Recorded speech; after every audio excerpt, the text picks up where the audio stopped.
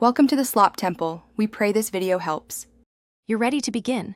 Confirm your WordPress site is live and has several quality posts. Then sign in with your Google account and apply for AdSense. Once applied, you'll receive an AdSense code snippet and a verification request. Paste that into your theme header or via a header script plugin.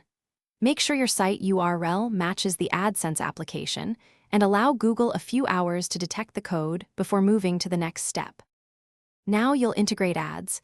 Install a supported plugin like SiteKit or Ad Inserter to manage AdSense without editing theme files. Use the plugin to connect your AdSense account, then create responsive ad units. Display and an article work well. Insert units into widget areas or automatically into post content.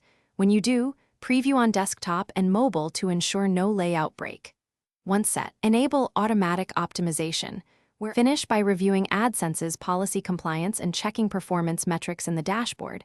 You'll learn which pages earn most. If ads don't show, verify the exact code snippet is on your site, clear any caching plugin and CDN, and temporarily switch to a default theme to rule out conflicts. Make sure your site passes Google's ads.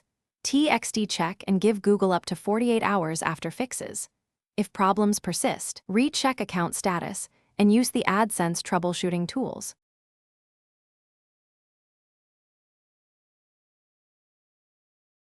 Thanks for watching.